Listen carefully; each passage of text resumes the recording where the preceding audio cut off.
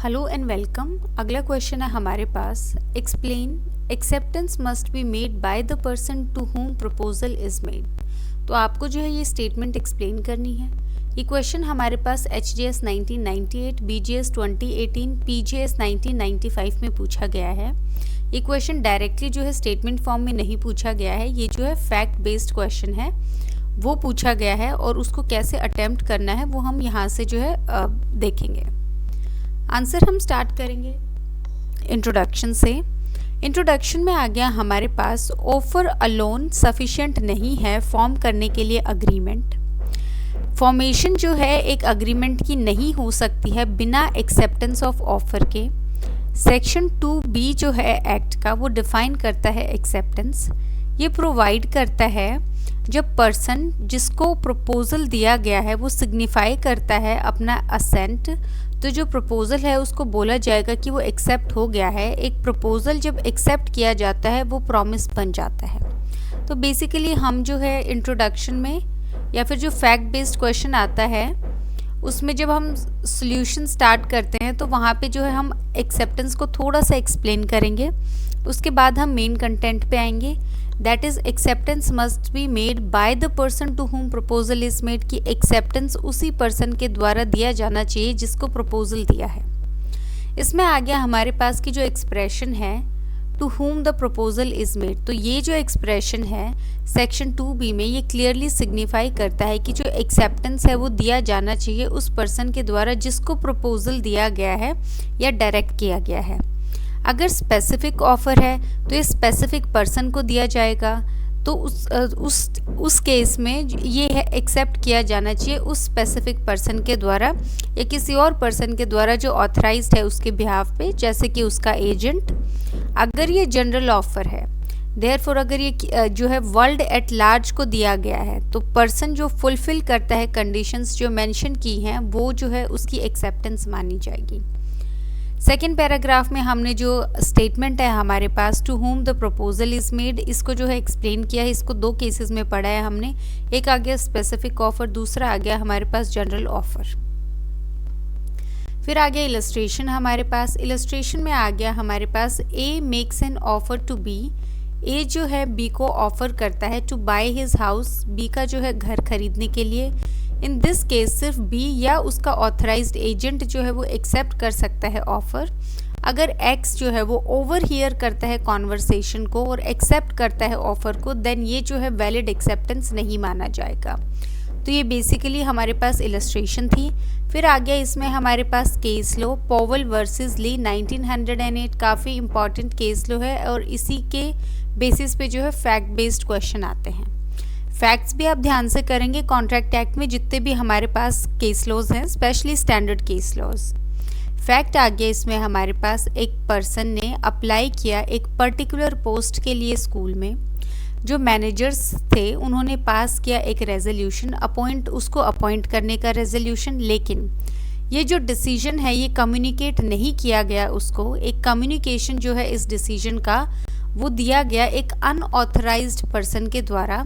Later on जो management है उसने कैंसिल कर दिया रेजोल्यूशन, प्लेंटिफ ने सू कर दिया ब्रीच ऑफ कॉन्ट्रैक्ट के लिए।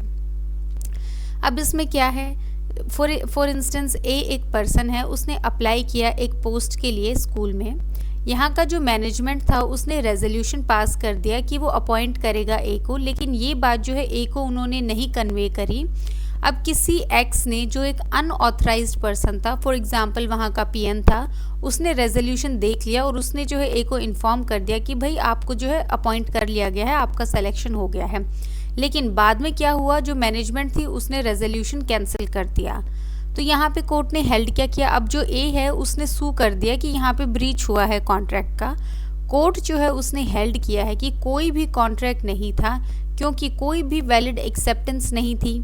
जो भी कम्युनिकेशन हुआ एक्सेप्टेंस का वो दिया गया था एक अनऑथराइज्ड पर्सन के द्वारा। तो इन दिस केस जो एक्स था हमारे पास वो अनऑथराइज्ड था, इसने कम्युनिकेट किया था। बाकी जो है जो ऑथराइज्ड पर्सन था या जो वैलिड अथॉरिटी थी उसके द्वारा कोई भी एक्सेप्टेंस का कम्युनिकेशन नहीं हुआ है।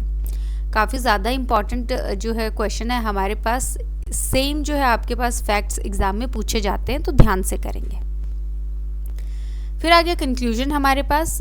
इन केसेस में जो कंक्लूजन होता है वो सिर्फ थियोरेटिकल क्वेश्चंस के लिए होता है, जैसे अगर आपको बोला जाए कि एक्सप्लेन दिस स्टेटमेंट, जो हमने यहाँ पे किया है, वरना जो फैक्ट बेस्ड क्वेश्चंस होते हैं उसमें जो कंक्लूजन होगा वो जो फैक्ट्स हैं क्वेश्चन के प्लस आपने जो हेल्ड किया है, जो प्रोविजंस आपने सपोर्ट किए हैं उसके बेसिस पे आपका क्या आंसर है, उन दोनों को जो है इंटरलिंक करके आप जो है कंक्लूजन देंगे। बाकी इसमें जो स्टैंडर्ड कंक्लूजन है वो आ गया हमारे पास कि जो सेक्शन 2E है वो प्रोवाइड करता है हर एक प्रॉमिस जो है वो अग्रीमेंट है। सेक्शन 2H जो है वो बोलता है कि कॉन्ट्रैक्ट एक अग्रीमेंट है जो इन्फोर्सिएबल है लॉ के द्वारा। दस अगर कोई एक्सेप्टेंस नहीं हुई है तो कोई भी प्रॉमिस नहीं हो सकता।